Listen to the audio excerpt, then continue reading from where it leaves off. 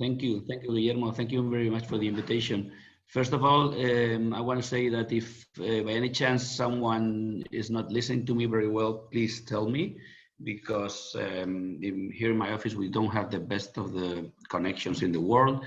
So hopefully you will see the screen and listen to me.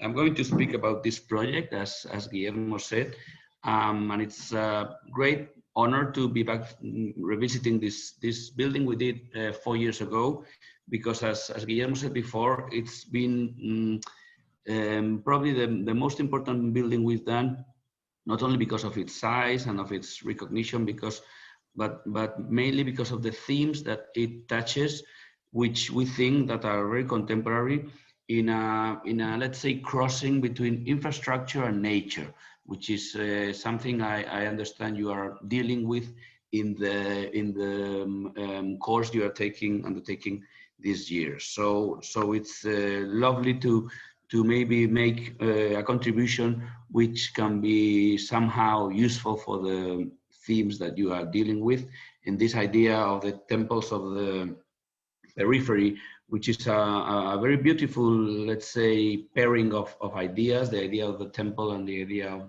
of the periphery, which is a pairing in a way which has the surreal quality that maybe the building we did somehow also represents, which you can see very clearly in this first image, which is, of course, the bridge of the building floating over the garden, but an artificial garden, a completely artificial garden that we did on a site that originally was a wasteland. So I'm going to try to do two things. Mainly, I'm going to try to introduce a set of references, a set of let's say, other architectures or other ideas which were very relevant to the project. And at the same time, I will describe the project in a linear way, insisting somehow in the fact that this project was a very collaborative project.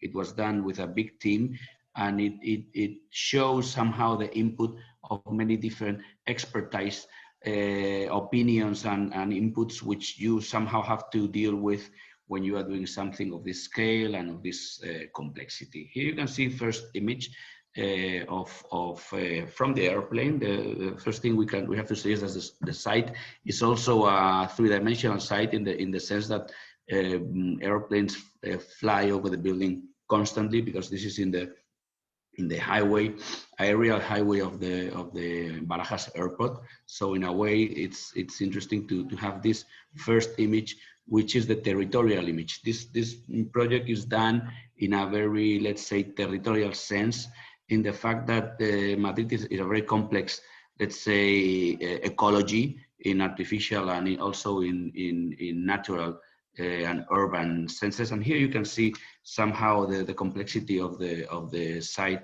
in which we had to operate. Okay, this is the N1 highway, which is the highway that connects Madrid with all of the north of Spain and also France.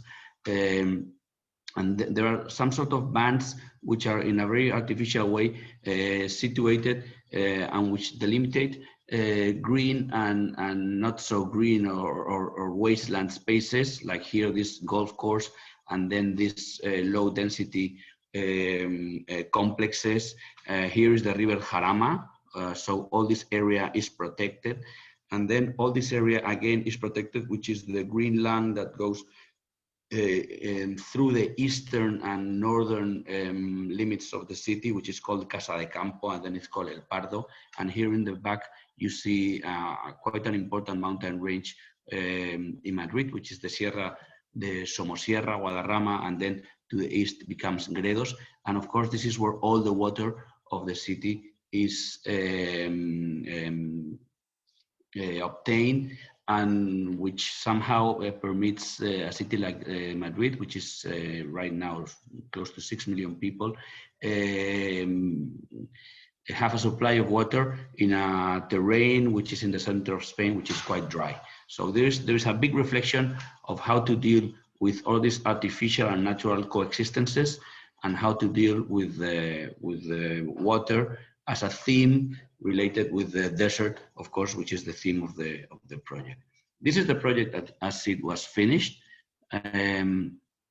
As I say, it's a project that deals with the crossroad between infrastructure and nature. Here you can see very easily this idea. It's a very, let's say, industrial building in its conception. It's done through a repetition of a very strict modulation of prefabricated components. And on the other side, of course, there is this beautiful garden, which is very organic and which was not done by us, which is also an interesting thing to point out. Of course, it was done by the landscape designer that the property hired. And this sort of complexity between an artificial and a natural base is the theme of the project. So about the idea of temples of the periphery that Guillermo has stated, I think it's a very beautiful, let's say, phrase, as I said. And I want to point out a couple of phrases we did before this one. This was a competition in which we drew the big infrastructural elements in the periphery of Madrid in order to do one ourselves, which was this one here, which had to have the sufficient size, scale, self-containment as many others in the periphery. For example, the airport, for example, a park, for example, a place for concerts like IFEMA is, football stadium, so on. In a sense, in a reaction to the periphery in this project is to make a piece which is sufficiently strong and self-contained and even volumetrically simple and symmetric, so that it can deal with the magma in which it is situated. So on the one hand, you have this idea of the iceberg strategy, which could be said here, and on the other hand, you have this idea which in any big city, what surrounds the city is a collection of voids, which most of them are wastelands. Okay, this is quite important to point out. So for this project, previous competition we did to this desert city, we did the system of icebergs here and the system of voids or wastelands in order to situate a building which had the seed of the one we later built. It had this idea of flattening the building a lot, doing something which was as long as it could be, because in this case it recoiled in the side, and which had this very important idea of measuring itself with the natural accidents around. In this case, as I say, this mountain range, which we have 60 kilometers from Madrid, which with some mountains which are 3,000 meters high, which is quite high. And in a sense, when you do an accident, architectural accident, which is big enough, it can establish some sort of artificial dialogue with the big elements which surround it, which can be natural. This is another competition which we won, which is European competition, which maybe some of you may know, which is a competition that is held in Europe every 2 years for architects under 40. And in this case, it was Stockholm in Sweden, and a similar strategy was done to make buildings which are big enough to be measured against nature, and which then on the inside, they can have any available program. In a way, a program is not determining architecture, but it's architecture done as a big infrastructural element, which is quasi-natural, and then inside you can harbor many different programs. Of course, this has to do, and this is a wink I do to Guillermo, with many contemporary investigations. For example, the one that probably you know about, which is this idea of architecture without content, that this Belgium architecture office is doing in different places around the world in workshops, which is this idea to understand that in the periphery, architecture, when it has a certain scale, program is not important anymore, or not so important, let's say, but on the other hand, shape and position and the character an architecture can have has to be rethought, okay?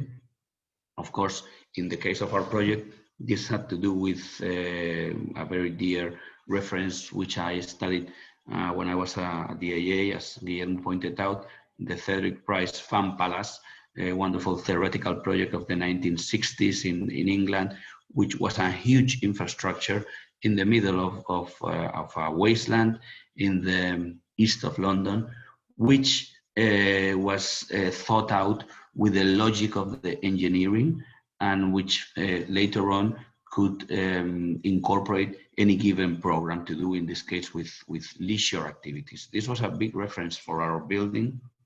But of course, going to the second idea, the greenhouse utopia, of course, another big reference was the very well-known Crystal Palace by Joseph Paxton in the 19th century, huge infrastructure also in London, which on the one hand was a greenhouse, as you can see in this picture here on top, but on the other hand, of course, was a building which was completely set out by the logic of the engineering. In a way, our building wanted to have this degree of prefabrication, systematization, the idea that it could be recycled and taken down if the case arrived, and this complex dialogue, as I say, between what you put inside, which is not in the hands of the architect, and on the other hand, the architecture itself, which in a way is also so determined by engineering that it is devoid of maybe many of the accents and gestures that architects tend to put on the work. Another important idea of this utopia as a greenhouse was this beautiful garden in Lanzarote, which some of you may know, done by César Manrique, which was an important figure in landscape architecture in Spain. And this was a big reference also because, of course, what we were asked to do in this project was to do the biggest and the most important center for cacti in Europe. I guess in Australia you also have a culture about these plants, and Spain, of course, is a semi-deserted country, particularly on the south. So in a way, the statement that our clients wanted to put forward was this idea that you can do gardening without water. And we already had a big reference of this culture in the Canary Islands, in the coast, very close to the coast of Africa, which are some islands that belong to Spain, but which of course are completely inserted in a climatic culture of desertic geographical position. Another important idea was how to deal with the covering up of a space which has to be free in span and has to let light in. And of course, here we recurred and we referred very directly to these experiments by the high-tech architects of the north of Europe, like the wonderful Eden project by Nicholas Grimshaw, which is already, I think, 20-30 years old, but which is a big reference with EFT, the plastic covering that is used on the roof. But on the one hand, it's an engineering, let's say, pioneering project. But on the other hand, which is also very important, it has this idea very dear to the Crystal Palace of Paxton of producing some certain utopia. The moment you encapsulate inside a building a diversity of, in this case, of plants, somehow you are doing some sort of Eden, and that's the funny thing about this project. It's called the Eden Project. It's like a sort of garden of wonderful things, which can summarize up a certain embodiment of civilization. And thirdly, there was this idea of the recycling of contaminated wastelands. And of course, in some parts of Spain, we've had pioneering projects to do with this idea of recycling terrains which have been polluted by the use or the misuse of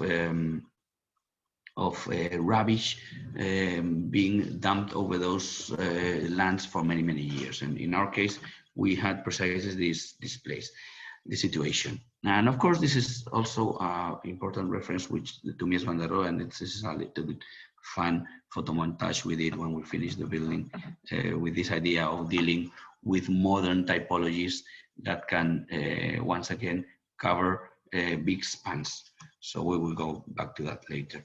Dealing with desert and water, of course, this is Spain, and this is the community of Madrid. Madrid is in the middle of the country. That's the reason it became the capital. And here you can see a map of desertification advancing in my country for the last 20 years, right? And into the 21st century. As you can see here in the middle, we had at the beginning a transitional situation between, let's say, orange and green. And of course, in 50 years' time, we will be in the midst of probably of a desert. The county itself has this also quality of dealing with extremes, because we have a mountain range in the north, as I said, and then we have landscape which becomes drier as you go to the south. So in a way, there's a huge contrast between the north and the south. All the water is recollected here, and it goes down the rivers. Here you can see the different climatic areas, which are quite different. And of course, this huge system, which has been building over from the 19th century onwards, of reservoirs, big bags of water, and that in a way, in a very artificial way, they have been the responsibles of permitting the city grow so fast. This is something that happens in Lima, for example, in Peru, also in Los Angeles, of course, in the USA, and probably also in Australia. The fact that to have this city working, you need to establish some sort of tentacles, like an octopus, which go deep into the distance, maybe even 150 kilometers, in order to feed yourself with water. And this was a thing that, in the case of this project, we wanted to, in a way, make evident with the functioning of the project and with the cultural reflection the project deals with. So these are some of the reservoirs. Some of them are really, really big. Here you can see the snow, which maybe no one would thought that we had snow in Madrid, but it's quite common, right? And this idea of the reservoirs are even a political statement. Here you can see, for example, a cutout of the newspaper when there was a threat from Al Qaeda to block out the water to the city. So in a way, it's quite an important, let's say, element of the daily functioning of the city. Here we can see the construction of the first dam in the 19th century, which was done with a huge investment from the royalty. Here you can see, this is quite beautiful, the crown, which is traced on the stones, as to make, let's say, like a statement for the future, that it was the royalty that was promoting the arrival of water to the city. At the beginning, it was a very complex enterprise, and little by little, it became quite common. These are the classical images taken by photographers in Madrid. We have a very flat skyline. We only have 4 or 5 or 6 tall buildings, but on the other hand, you can very easily see from any point in the city this silhouette of the mountains, and this contrast, which is very expressive, between the north, which is very humid, and the south, which is dry lands. This is produced by the different composition of the soil in the northern parts of the city and the south. And of course, this has been a theme for many artists. This is Francisco de Goya, which some of you may know, and the way that he related the social and more festive aspects of social life in the 19th century in Madrid with the presence of the river, okay? And on the other hand, the city behind with its skyline. This is the arrival, first arrival of canalizations of water to Madrid in 1858 with the Queen opening a fountain, old engravings. And of course, this has gone on to these days.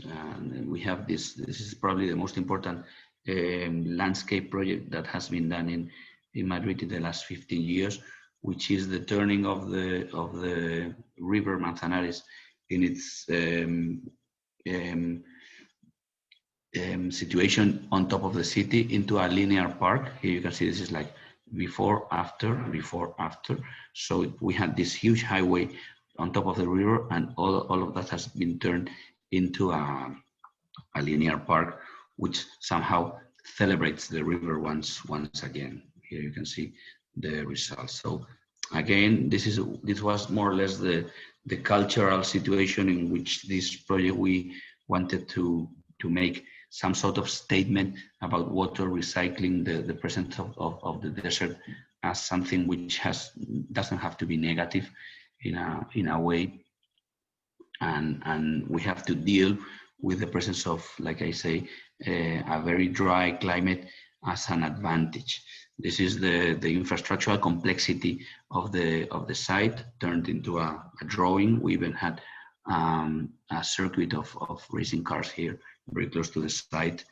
And this is what we found when we got there. A wasteland which had 4 meters of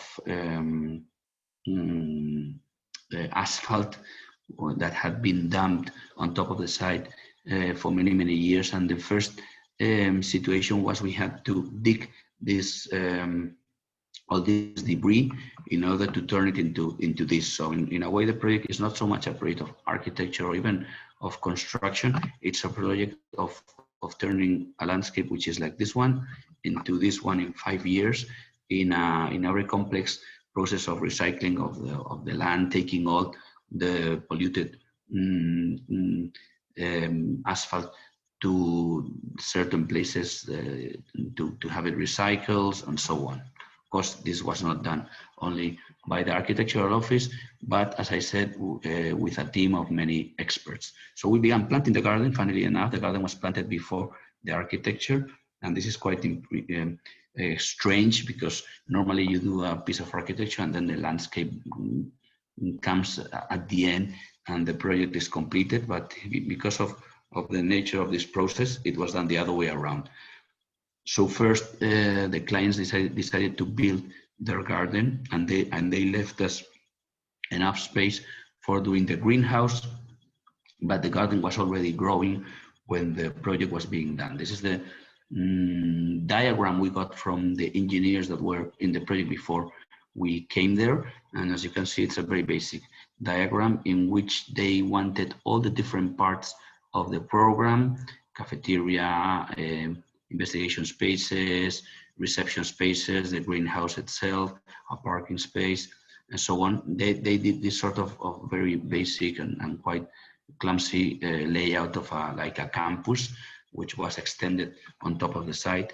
And because we got to the project after they had already done this, we decided to do basically the opposite. And we went for an idea which is probably the most important statement I can say today, is this idea of the iceberg strategy of the building in the periphery. Instead of this sort of sprawling out of bits and pieces, we thought, okay, let's do one single building, and this single building is going to have an interior space, which is going to be the garden, which is already there, because the garden is going to be turned into an oasis. The metaphor of the oasis, of course, is very evident if you are asked to do a building to do with cacti. But we thought, and we think that you have to be very literal in architecture, maybe sometimes with metaphors, because it's a way that anyone can understand them. So going from this to this was not only packing up all the program in one single building, but also putting forward a metaphor that anyone could understand. The client could relate to this idea that the building was going to be a huge oasis. And then we did this photo montage, very basic, which again is the measurement of this possible silhouette of what we wanted to do with the two huge artificial and natural realities we had very close, the mountains and of course the highway. So we began a process in which we decided that the shape itself of the building was going to be determined solely by the restrictions we had to the limits of the site. So in a way, this shape was not thought out. It was just the outline of the limits in which we could do the biggest piece we could do. In a way, it was 10 meters from this limit here, 10 meters, and then 50 meters from the street. So this is from the highway, sorry. So this diagonal, this very, very strict diagonal is an offset of this line here. And this is the model we did to explain the project to the many permits we had to ask for. And then also very direct symmetry between the garden, which was already planted here, and the greenhouse, which of course we were asked to do, where the plants had to be sold. Okay, so in a way that there is a process in which you cultivate plants here and you sell them here, and then this is flanked by an I+D office space and the cafeteria and restaurants here. This is another model, and we began doing this very, very basic 3Ds just to take a certain grasp of the building we were trying to do, which of course was quite big. In a way, we were interested in doing, as I said before, a very industrialized construction, in one in which we could lower the prices as much as we could, so as to make the infrastructure as big as we could. So this was somehow the idea: parking space here, and then the garden going below the building. It was interesting because this was already done, and we wanted to do a very long facade so it could be somehow perceived or seen from the car. The idea of doing this bridge was automatically accepted, even though of course it was quite complex in a engineering sense. So this is the way the building is camouflaged a little bit, if you see it from the distance, with this permanent idea of the contrast between the garden and the building itself. This is an idea quite related with the way that Le Corbusier, in his Unité d'Habitation, if you know them, the series of huge buildings for housing he did, the way the gardens go below the building, and somehow the building doesn't touch the ground, only in very selected places. Somehow we wanted to reproduce this idea as to give the garden the, let's say, all the main role, and you only perceive the architecture itself from a distance. So in order to make all this physical, let's say, we designed a very systematized metal structure, which, as I said before, was modulated in most of the directions of space. And we had to justify that this structure was prefabricated and could be undone in any given case. Of course, this is quite difficult to justify, but we had to go down to the definition of joints, for example, and the definition of the relationship between the concrete slabs, which were also prefabricated, and the metal structure itself, so as to prove to the community of Madrid that the building had like a stamp of prefabrication in its nature.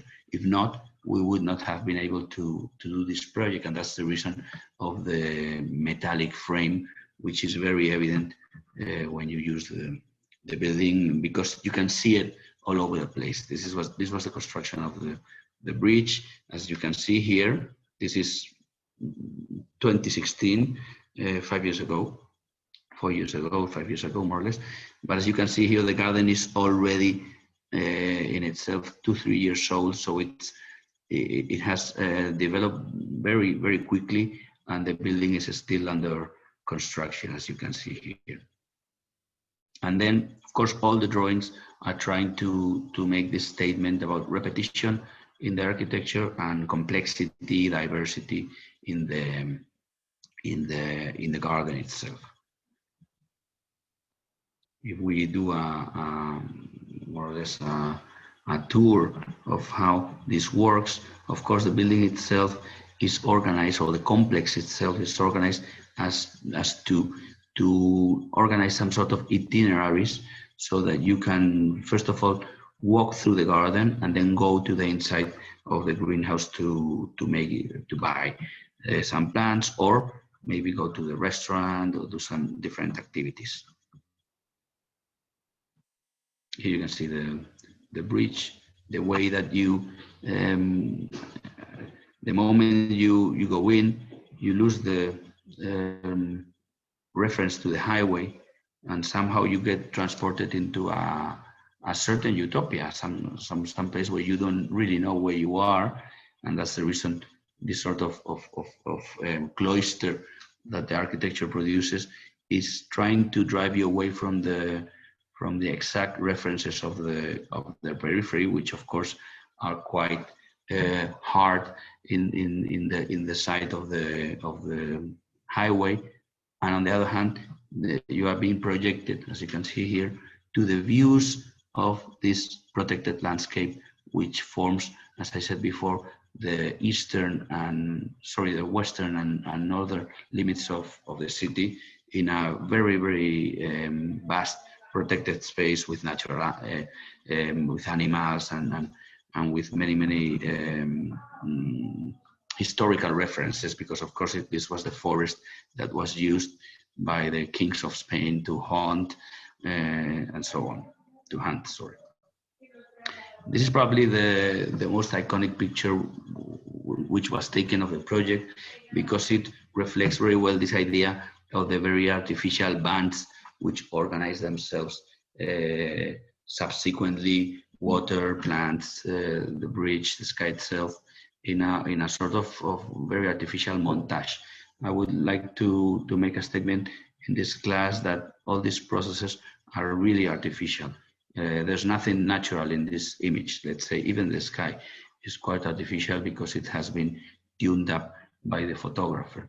In a way, to make a statement about nature, you have to first make a big unveiling of processes which are always artificial. This is the sustainability diagram of the project. The project was done with an engineering firm in Spain, which is very well known and good experts in sustainability. And we were asked by the client to somehow use all the required, all the available technologies in sustainability that we could use, but in a non-expressive way. And this is also very important. The building doesn't want to look like a sustainable building, but it is a sustainable building. The building wants to look like many things which have probably a more subtle origin, but on the other hand, it contains a lot of processes to do with sustainability, like, for example, geothermal power, recycling of water, solar panels, walls, cooling through evaporation, etc., etc. But we never wanted these devices to be very evident in the architecture. Why? Because I don't think that the expression of architecture has to be let's say, given to the idea of infrastructure, to the idea of sustainability, because there are many more important things in the character of architecture that can be expressed through its image. This is something maybe we could speak about later. But anyway, this is what we thought. So as I said, the building is a huge sustainable machine, but it wants to express other things. Which things? Flotation, for example. Things that have to do in a way with this idea of taking you somewhere else somehow. If you do architecture which is very educational, and it's telling you all the time how it is made, probably it's not going to produce an experience to do with the senses, which can be more, let's say, overwhelming, because we are insisting all the time, architects, that architecture has to be educational. That's not a thing that produces a memorable experience in the viewer or in the visitor. So this was something we thought about very strongly through the process.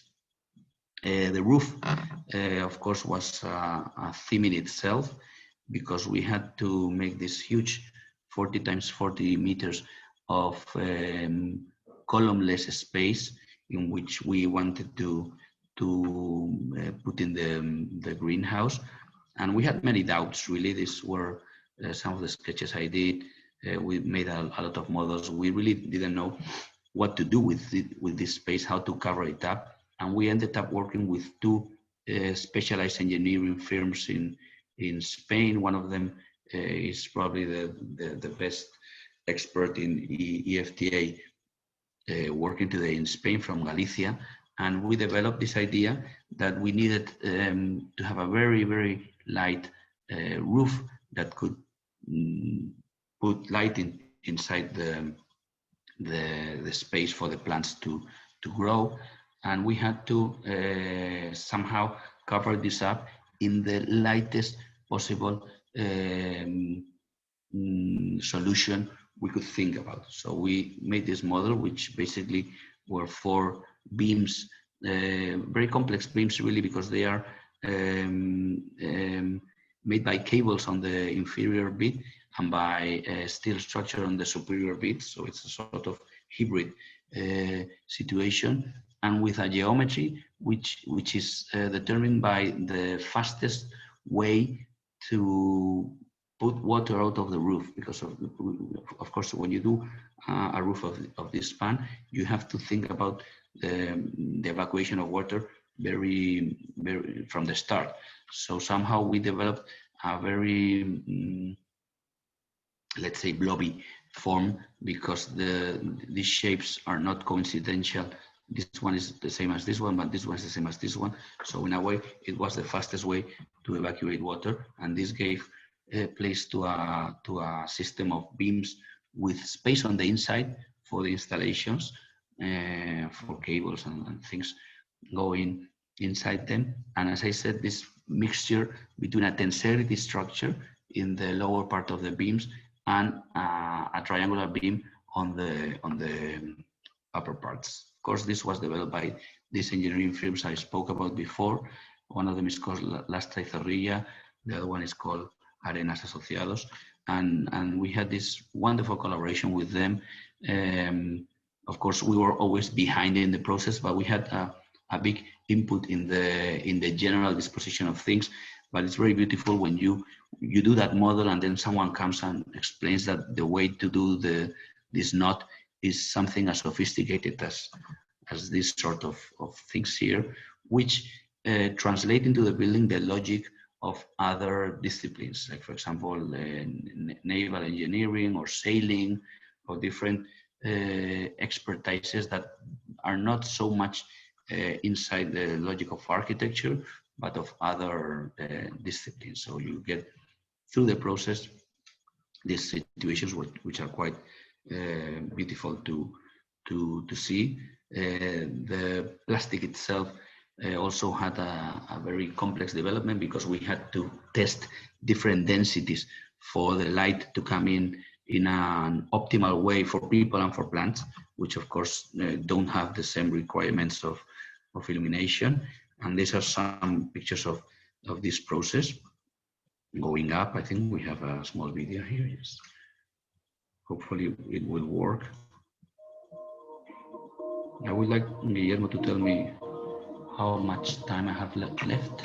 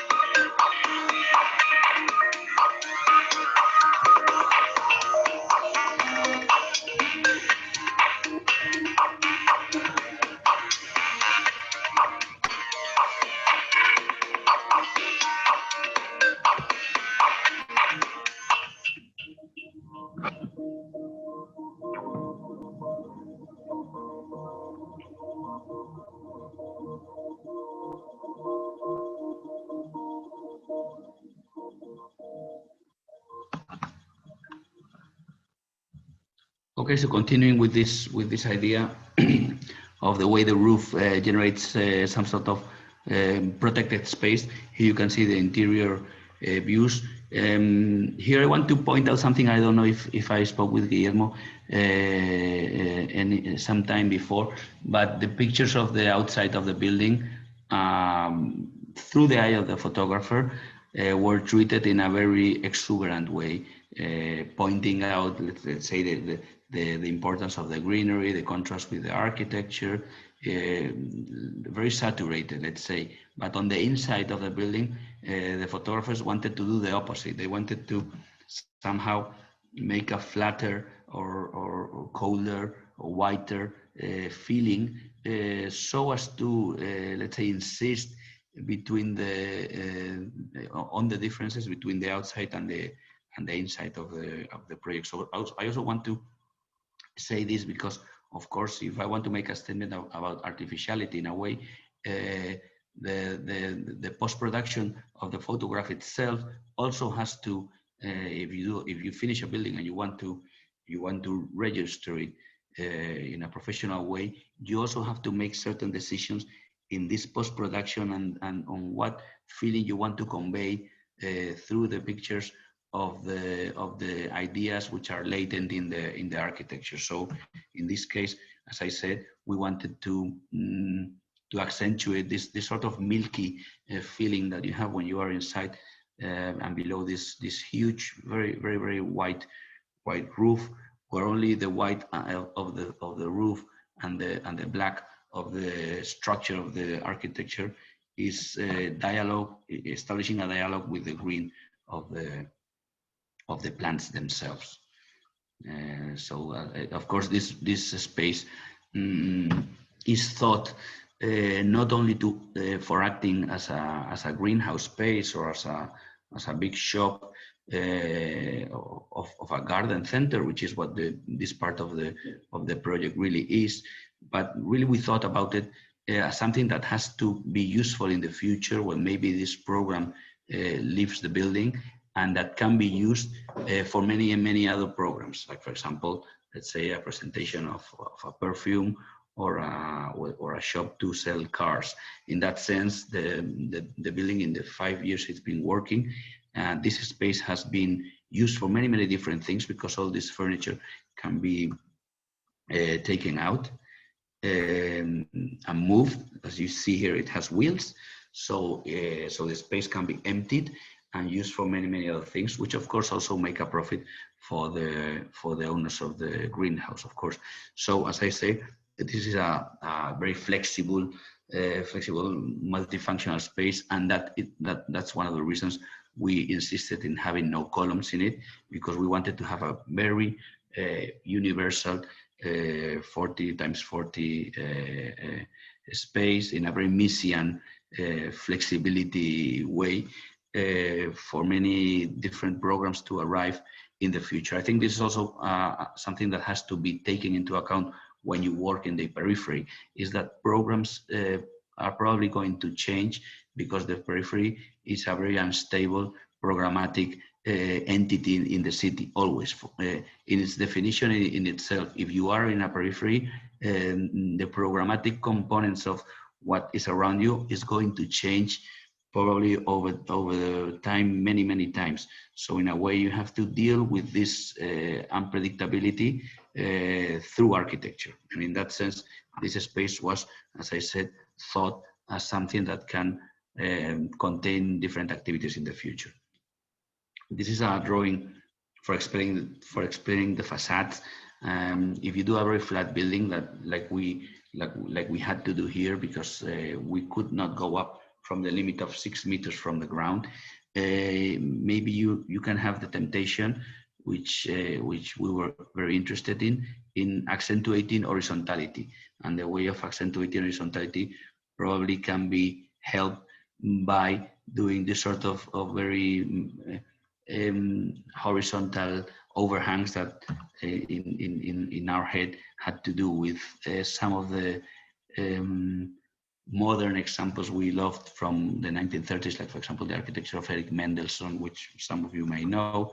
But of course, it's not only an stilistical gesture, but it was also a way to organize the facade, like if it was a grid or some sort of pentagram where we could insert the different typologies of windows we needed to have for the different programs behind, and also, of course, some protection. So in a way, the building is self-shaded through this overhang, which is over a 1 meter wide, which is quite big if you see the scale. But of course, this scale is done also in relationship of the huge 130 meters facade that we had. So we developed with the builders how to do with the folding of an aluminum plate in a very quite a complex way, all this overhang, which is the same width here and here, and as I said, a different typologies of windows, some of them reflective, some of them operational, some of them transparent, and so on. Here is back again to this idea of the complex dialogue between natural and artificial, some details in the union, complex union of the bridge to the building itself, and the color of the windows, which were tinted by a little yellow. And this is something we insisted very much in developing with the builders of the glass, which were a firm from Valladolid in the north of Spain, which had a big experience in doing color glasses. They had done color glasses for many important architectures in Spain, and we developed with them a glass that had 3 layers of complexity. One of them a solar filter, another the color itself, and then a texture in the outer glass of zigzag shape, which produced a certain vibration through the passing of the daylight, which we thought was very important for the building to be somehow expressive, having this in a sense quite silent and repetitive architecture. Here you can see the way, for instance, we also made a pairing between a very warm color of the LED lighting in the whole building. It's nearly orange, it's very warm because we wanted this LED illumination to have some sort of coherence with the color of the glass, right? And then the elaboration of this complex piece here, I think it can be seen here. In a way, if you decide to do an overhang like this one, as I said, very important and wide and self-shading, you have the chance to think about how modern architecture, in a way, has dealt with these situations in a sense that it's also almost the anti-cornice, right? It's like the anti-cornice of classical architecture, and we wanted to somehow, in a very ironic way, do something that could be like interpreted like a cornice in aluminium somehow, and also because in modern architecture in a sunny place like Spain, many times has been neglecting the idea of shade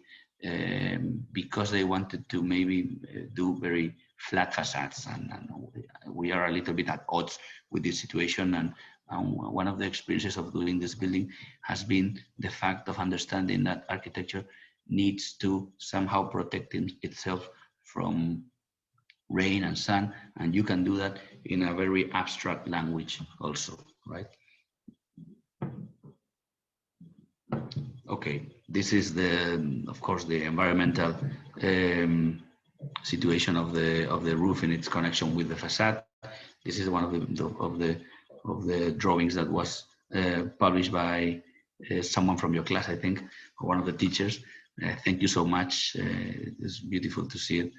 And of course, the elaboration, as I said, with the technical experts of all this piece here, which was also, let's say, like a different episode in itself.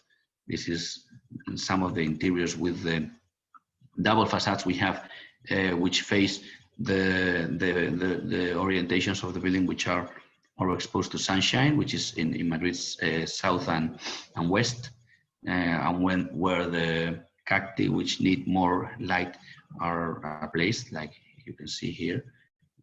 And then some patios for ventilation on the north facade. And finally, I'm going to be finishing in 5 minutes. We developed up also the line of furniture for the building. We did this with a collaborator we have, which is an expert in digital CAD, and we did this with black MDF panels, which in a way are also a prefabricated material. As you know, MDF are done with the debris of dust from cutting of wood. So in a way, there was also in the making of this furniture a reflection about recycling itself. Okay, I'm going to finish up with 2 things, Guillermo. One of them is what we did for the Venice Biennale in 2021, which is going to be opened in 20 days, I think. And of course, I know Guillermo is participating also in this Biennale. So I wanted to show this because this is the final, let's say, reflection we have done for the building, is to build up a cabinet of curiosities, which, as you may know, is are the cupboards that were done in the 18th century to harbor different collections of diversities that had to do with nature. And we proposed to the Spanish pavilion doing something similar with our building, and encapsulating in a sort of cupboard some of the things that were found and that made up the process of recycling of the terrain in the building. So we have here some boxes with the polluted terrain, and then the plants themselves. This has already been built, and it's now in Venice for the opening in a few days. And finally, this idea, which is back again to the beginning of the lecture, the idea of the desert as utopia. This is John Lennon when he was in Almeria in the south of Spain, filming a film with Richard Lester, which was a director, which was a very good friend of the Beatles, which is this guy here. And he was in Almeria in the Spanish desert in the 1960s for like 2 months or something like that. And filming here in this sort of completely artificial desert film studios where they did these spaghetti westerns. And somehow in our culture, the idea of the desert has to do with the idea of driving you away from normality, driving you away from the normality of daily life, and putting you in a very abstract or dreamy or oniric situation in which something different can happen. And it's funny because, of course, John Lennon composed probably his best song there, Strawberry Fields Forever, in Spain, which was a song that was related with this building here in Liverpool. And he was reminded of this building when he saw this one here in Almeria, and somehow he established like a circular, very oniric, let's say, story between what he saw in Almeria in the desert, what he remember from his childhood, and that gave place to that beautiful song. So in a way, going back, and very openly, I want to say that what we wanted to achieve here was that sort of dreamy situation, oniric situation that has to do with the desert, not only a functional building or infrastructural building, but also an experience that somehow could take you away from normality for a couple of hours before going back to it. So this is the end of the lecture. I'm going to show a very short video of the finished building. Sorry.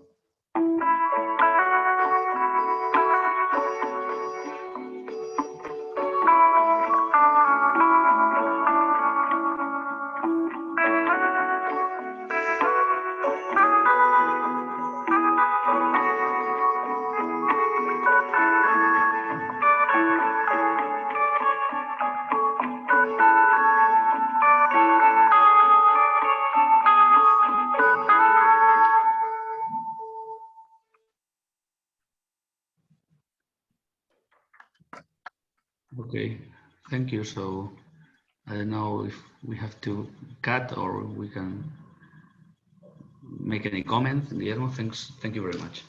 Thank you to you, Jacobo. It was great to see this big box and see how it tackles very incredibly well with the studio, more than you think somehow.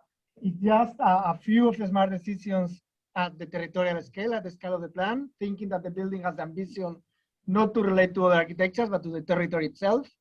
A couple of commentaries embedded, as you were saying, and solved with a couple of very standardized, clear details at the scale of 1 to 5. They're only allowed to do things at 1 to 500, 1 to 5 in the studio. And then taking the roof as a project by itself, almost like taking that, a big box like that one requires certain level of intensity in a couple of moments here and there. The cornice, the anti-cornice that you like, and the incredible roof that somehow levitates on Madrid. And I think it's also, the students are tired because it's the end of the day in Sydney, but I think it was incredible to see that oniric landscape that you say that also relate beautifully to the big boxes of Iñaki and Juan on the 90s. And I think these big boxes, I think it's like a really nice intake of contemporary big box 20 years after. If in the 90s was about recycling, about how to introduce education ideas such as that one, a territorial project, a landscape topography, yours embrace artificiality in a quite an interesting manner. And I think some of the moments I can target also some of the Miguel discussions around. Miguel is working also in a context that is similar to yours. It's in the edge of the city, in a highway. In this case, a parking lot, but also it's a big box, and also dealing with the natural reserve just next to it, the industrial park, and I think incredibly very how simple and effective was your initial plan, that you say that it was given, but actually it's not given. Obviously, you were quite clear on defining these are the terms, and I think for big box it's important to set that constraints and being this is where I play and this is where I decide refuse to play somehow. Any questions from the audience? Sorry, it was more a comment. Sami has been into it, who is there, and I don't know if Pulsik is also around or Miguel have been, probably not. You have been on the building? No, I haven't. Okay, so I don't know. Any questions, guys? I know you are tired, but something? It's all clear? Brooke, Jackie, Beatriz? Yeah. People is destroyed here. We were starting with a big box at 2 p.m. On our air ducts in the West Connect. So these big boxes that appear big chimneys on the roads of Sydney with Ken McBride. Then 4 hours of tutorials, and now finishing with your incredible territorial big box. Jacobo, I don't know if anybody wants to get into a couple of provocations that you put in, but people is tired. I don't know. Miguel wants to go ahead. Venga, yeah. Miguel, come. We prefer comments than questions. Even we like the Spanish claims that you fit there, but no, I think I like very much. I think I would call it the vertigo approach that you use, in the sense that you don't come with a fixed compositional utopian concept, that you let some of the conditions, even the absurdity of having the garden before the building, or how the big roof, it was a bit of a tour de force. And that, me being familiar with the Spanish architecture, especially, some generational obsession with formalism, it's interesting to see this kind of vertigo jazzy approach where you are not afraid of having elements that are dissonant to the kind of purity. So I like the way it's not just a heroic modernistic, another homage that would be a boring building. It's a building that has a lot of dissonance and dirt, even irregularities.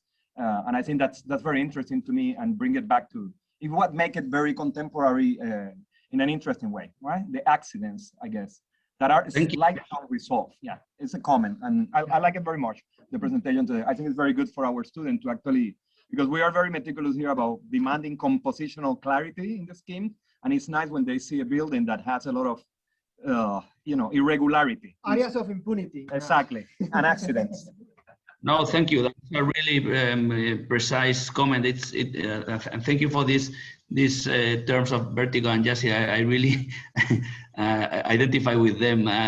What I wanted to say in response is that, of course, for ourselves, the process of this project was a very unstable jump from control and not control, having control and not having control at all, even during the bureaucratic process of which was 2 years of doing different paperwork and licenses and so on.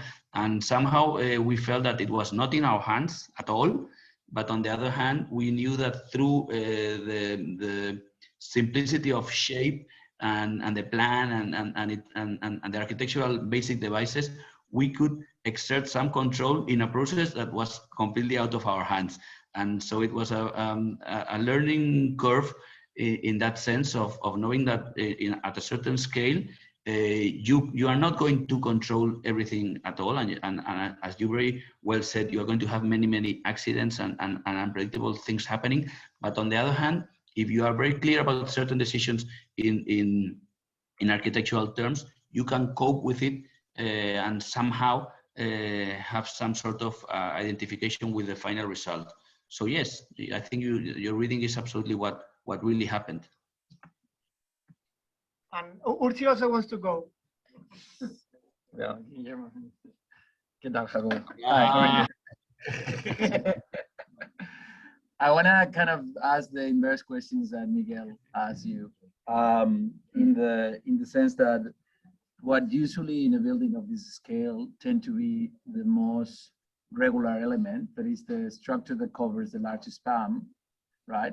Because it's usually when one is optimizing and want to do a kind of light span that is extremely light, tends to end up with a structure that follows pretty precise structural forces.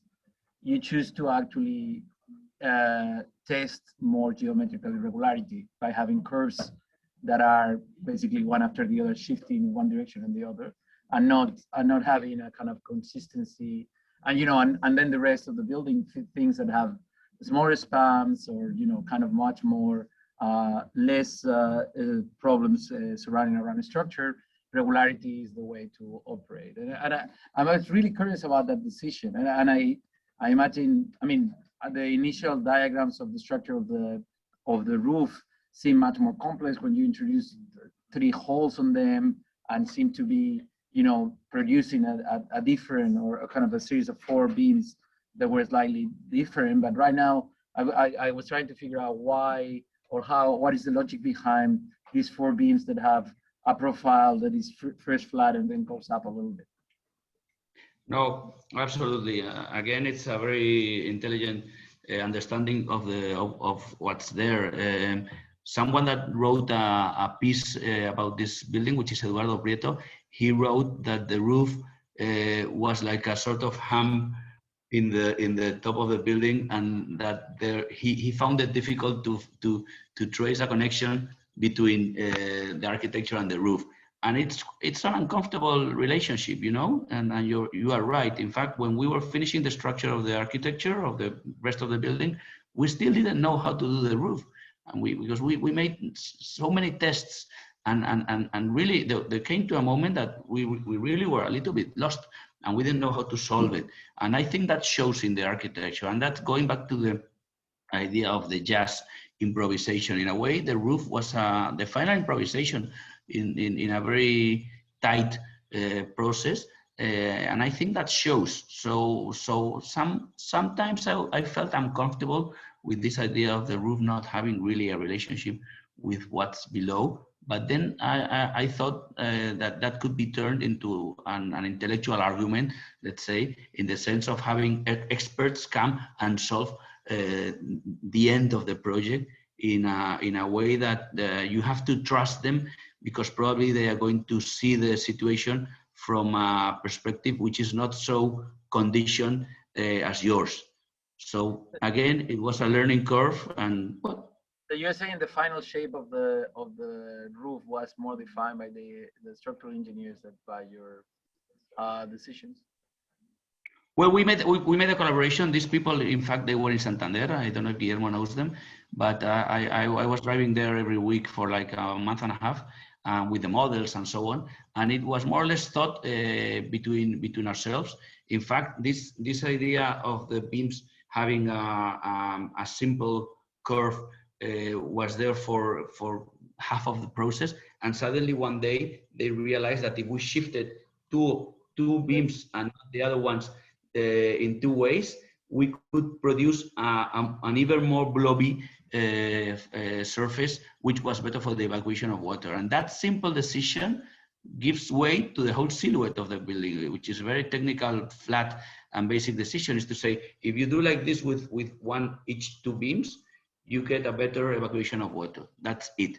So in a way, I thought I had accepted so much power and controlling the shape of the building, I could in a way relax the criteria and let these people decide that. Why not? Also because I knew it was not going to be seen very much from the ground level. That's also at the same time, you were always talking when you are seeing the building from the highway, that you wanted like a little bit of profile, no? If you see the first models, I think you were interested in the horizontal and the series of domes, no? And I That's think right. At the beginning, there were domes. But But you wanted them to be domes, Jacobo, or little mountains. No. I didn't. I wanted them to be domes at the beginning, but as the process went on and the strength of the flatness became evident, I thought that why have these domes? You know, I was happy enough with the flatness of the shape itself. So I went full circle. I wanted them to be domes at the beginning, and then when it was already being erected, I wanted them to be really flat. You are very Venturian also in the acceptance of the contradictions and probably and the irony of the cornice.